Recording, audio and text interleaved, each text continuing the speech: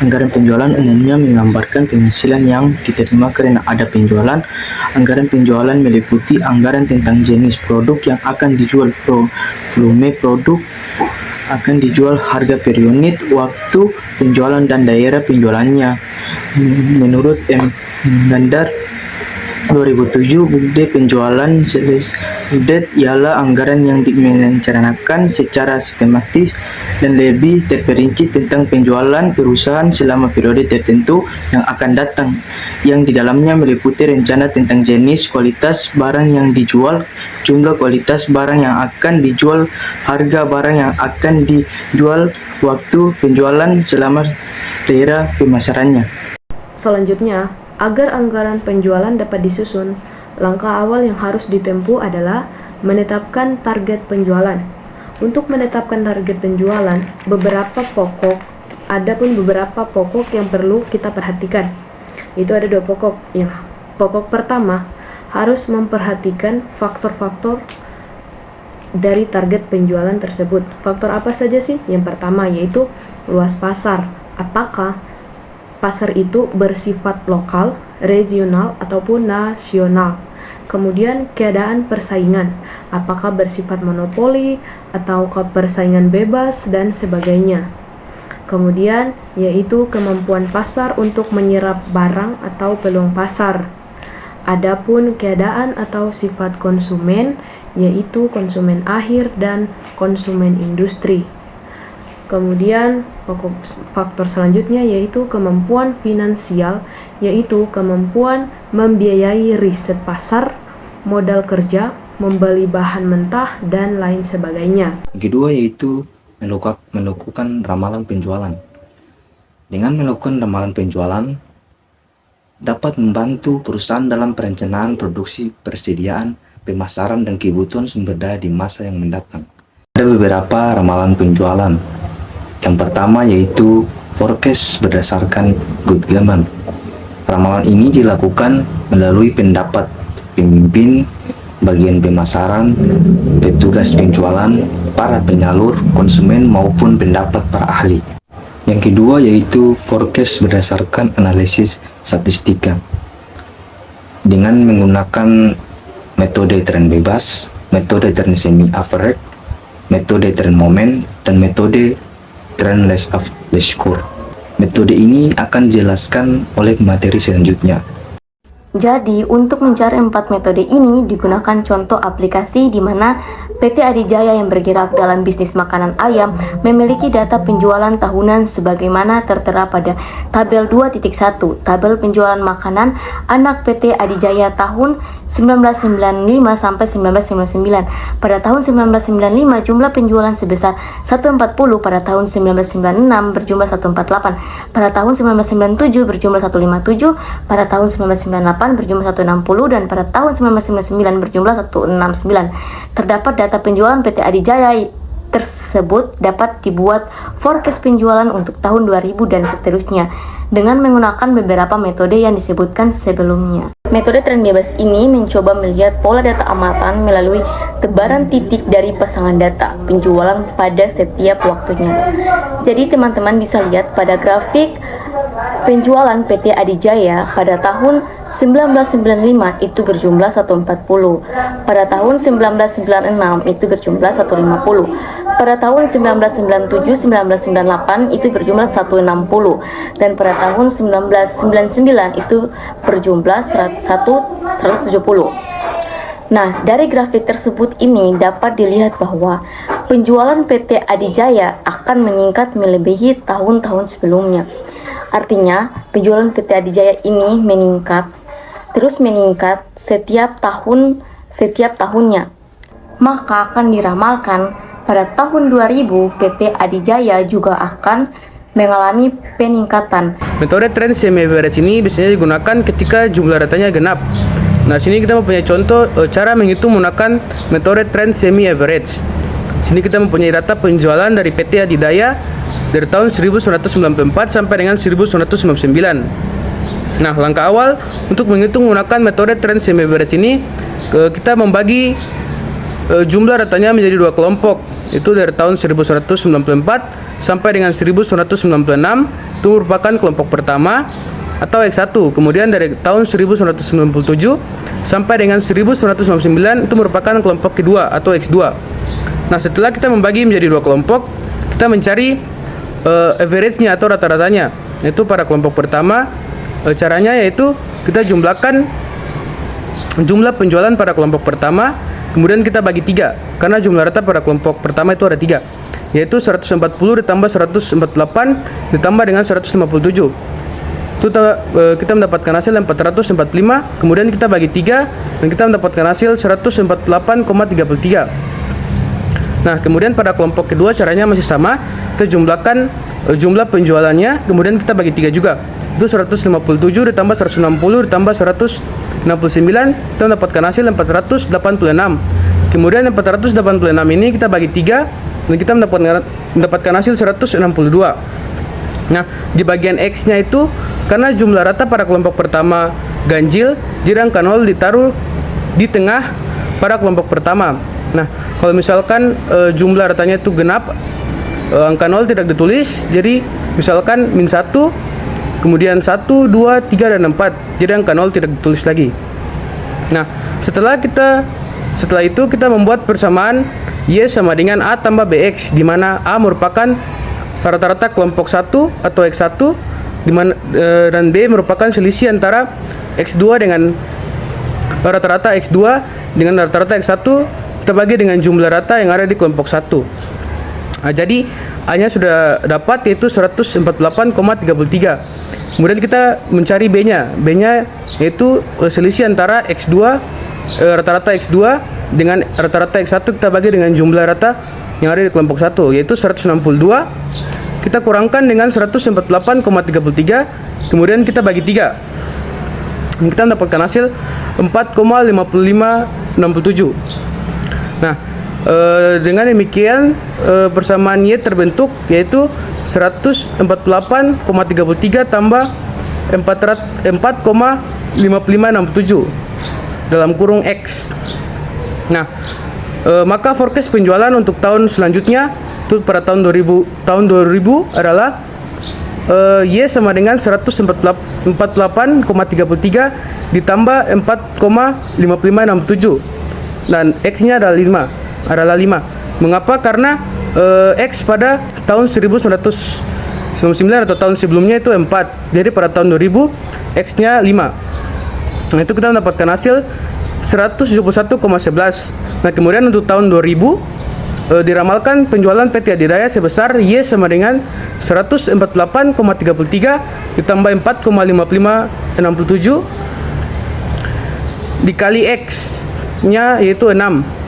Mengapa? Karena X pada tahun sebelumnya pada tahun 2000 itu X-nya 5.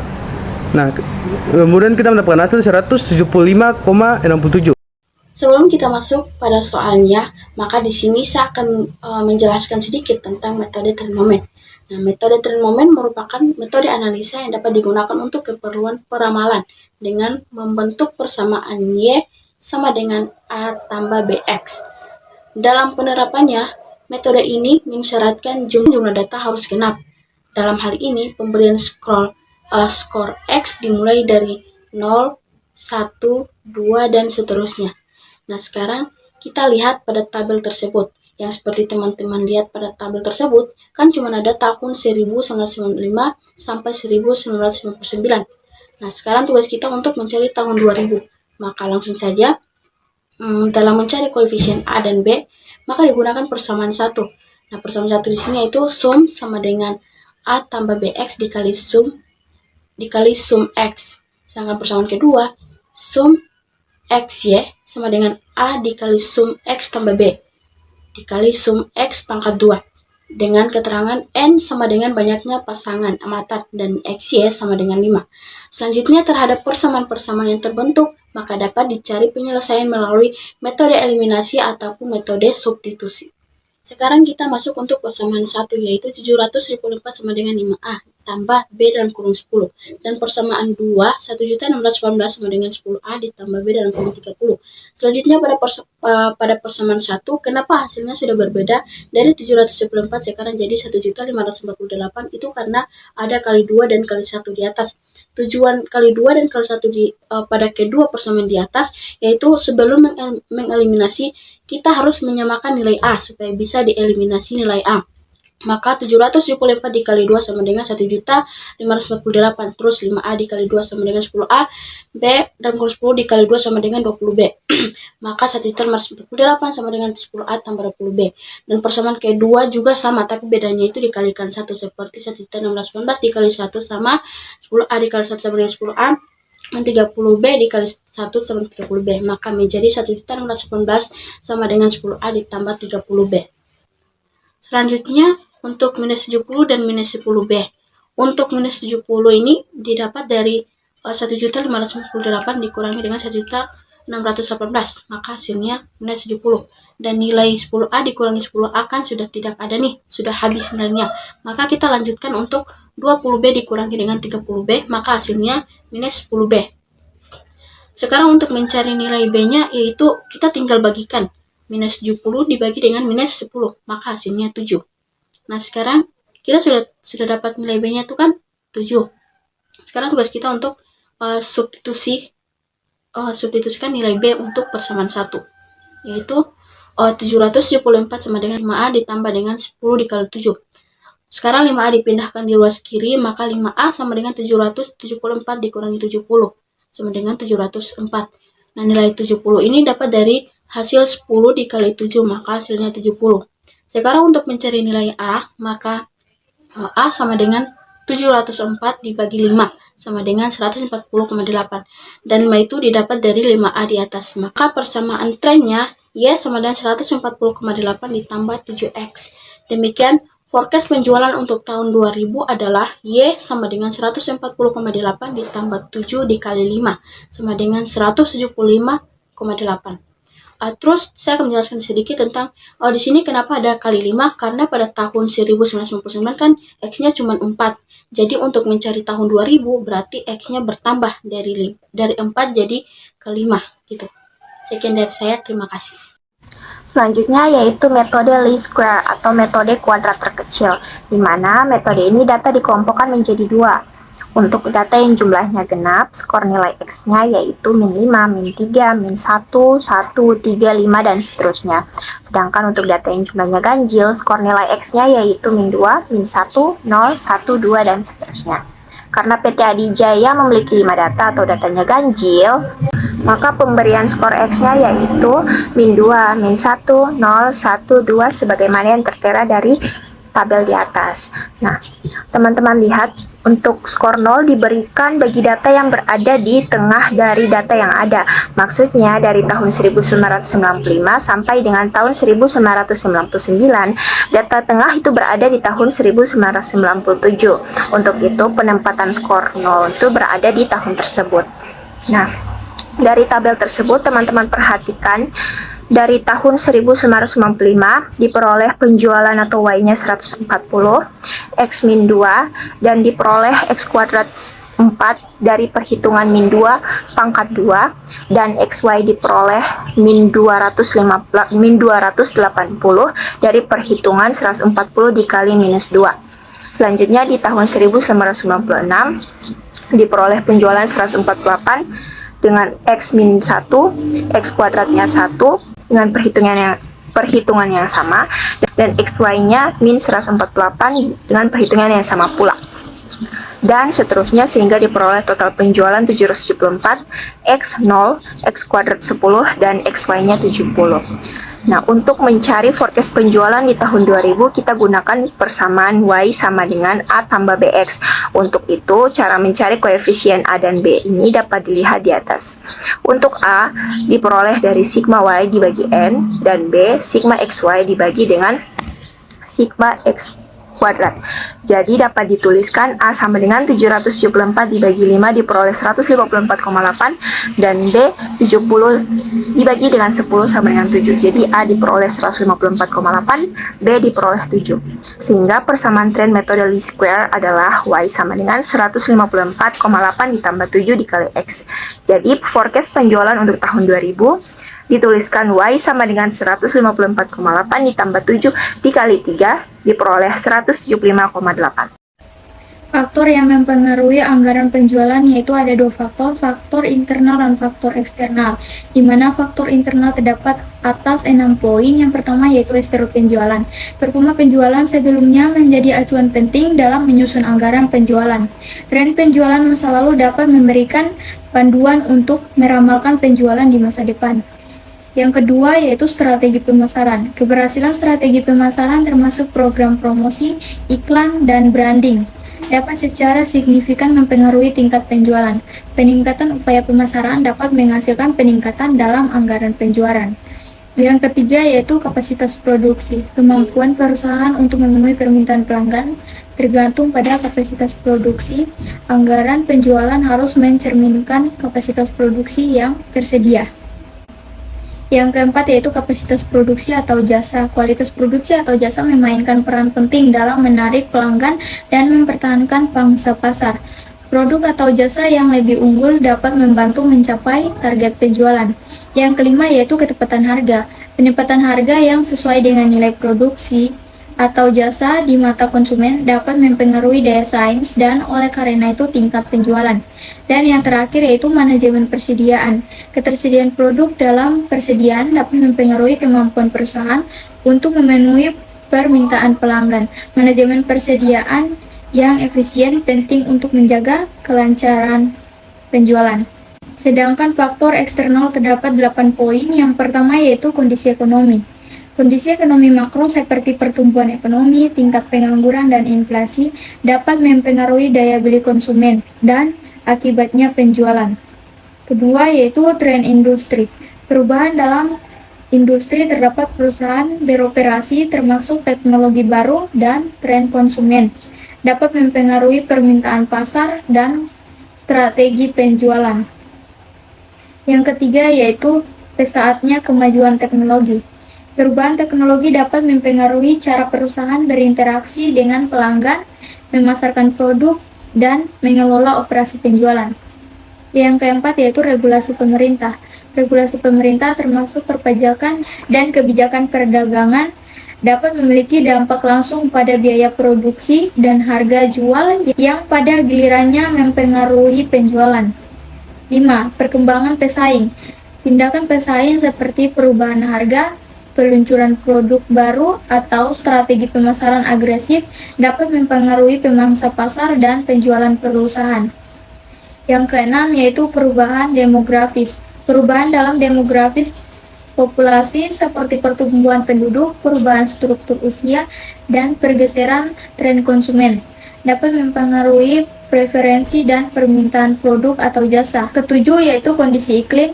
Beberapa industri seperti pariwisata atau penjualan musiman dapat sangat dipengaruhi oleh kondisi iklim. Faktor cuaca yang ekstrem dapat mempengaruhi pola konsumen dan oleh karena itu penjualan.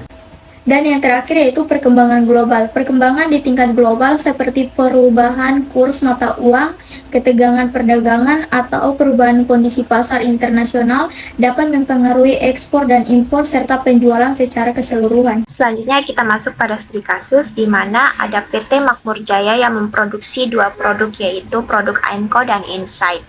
Dengan data penjualan bisa teman-teman lihat di tabel. Harga jual per unit untuk tahun 2016 dari produk AIMCO yaitu 2.250.000 dan Insight 3.000.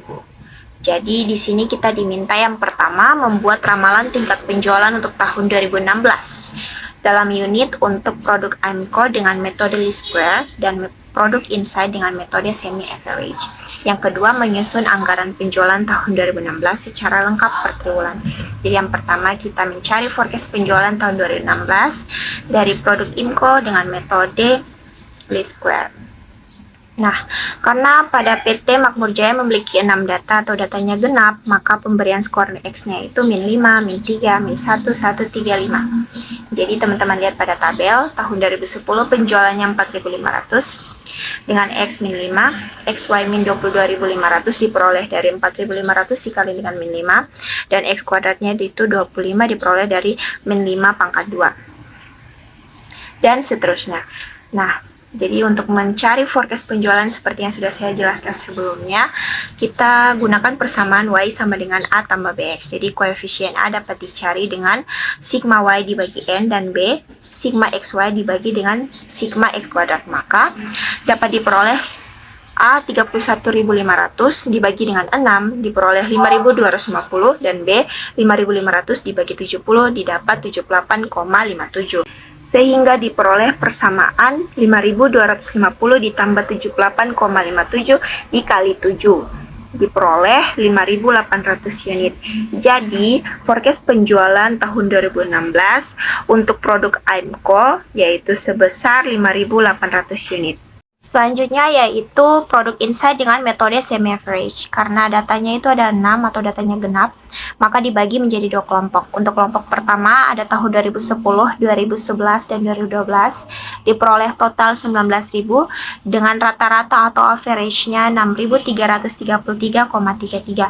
Di kelompok kedua ada 2013, 2014, dan 2015 dengan total 22.000 dan rata-rata atau average-nya 7.333,33. Untuk itu, cara mencari forecast penjualan di tahun berikutnya, di tahun 2016, itu digunakan persamaan Y sama dengan A tambah BX, sama kayak sebelumnya. Jadi, untuk mencari koefisien A dan B itu dapat dijelaskan oleh pemateri berikutnya. Nah, yang pertama ada A, rata-rata kelompok 1. Nah, rata-rata kelompok 1 ini ada 8.000 ditambah dengan 6.000, kemudian ditambah dengan 5.000, kemudian dibagi dengan 3. Nah, kenapa dibagi dengan 3? Dikarenakan per kelompok itu 3 tahun, makanya dibagi dengan 3. Nah, kemudian hasilnya itu sama dengan 6.333,33. Rata-rata kelompok 2. Nah, rata-rata kelompok 2 ini 7.500 ditambah dengan 8.000, kemudian ditambah dengan 6.500, kemudian dibagi dengan 3. Nah, sama juga. Kenapa dibagi dengan 3? Karena rata-rata per kelompok itu 3 tahun, makanya dibagi 3. Nah, hasilnya yaitu 7.333,33. Yang B, selisih antara rata-rata kelompok 2 dengan rata-rata kelompok 1 dibagi dengan jumlah data yang ada di dalam satu kelompok. Nah, rata-rata kelompok 2 ini kita kurangi dengan rata-rata kelompok 1, yaitu 7.333,33, kemudian kita kurangi dengan rata-rata kelompok 1 yaitu 6.333,33, kemudian dibagi dengan 3. Nah, kenapa dibagi dengan 3? Karena rata-rata per kelompok itu 3 tahun, makanya dibagi dengan 3. Nah, kemudian hasilnya yaitu 333,33. Nah, kemudian ramalan penjualan pada tahun 2016 sama dengan 6.333,33 ditambah dengan 333,33, kemudian dikali 5. Nah, kenapa dikali 5? Karena pada penjualan tahun 2015 itu dikali dengan 4, jadi pada tahun 2016 itu dikali dengan 5. Nah, hasilnya pada penjualan pada tahun 2016 ini yaitu sama dengan 8.000 unit. Maka forecast penjualan pada tahun 2016 dalam unit untuk produk insiden sebesar 8.000 unit. Nah, di sini saya akan menjelaskan mengenai anggaran penjualan tahun 2016. Nah, teman-teman bisa lihat pada tabel tersebut. Nah, di sini ada 5.800. Nah, 5.800 ini kita bagi dengan 4 triwulan. Nah, kenapa dibagi dengan 4 triwulan? Karena di sini ada 4 triwulan. Jadi, 5.800 dibagi dengan 4 triwulan, yaitu hasilnya 1.450 unit per triwulan. Nah, kemudian 1.450 unit ini kita kali dengan harga, yaitu 2.250. Nah, hasilnya yaitu 3.262.500. Nah, jadi per triwulan itu jumlahnya 3.262.500. Nah, kemudian kita beralih ke insight. Nah, sama juga di sini 8.000 kita bagi juga dengan 4 triwulan, maka hasilnya yaitu 2.000. Jadi per triwulan itu hasilnya 2.000. Nah, kemudian 2.000 ini kita kalikan dengan harga yaitu 3.000, maka hasilnya yaitu 6 juta. Kemudian hasilnya 6 juta ini kita jumlahkan per triwulan, yaitu 6 juta ditambah 6 juta, kemudian ditambah 6 juta, dan kemudian ditambah 6 juta, yaitu hasilnya yaitu 24 juta.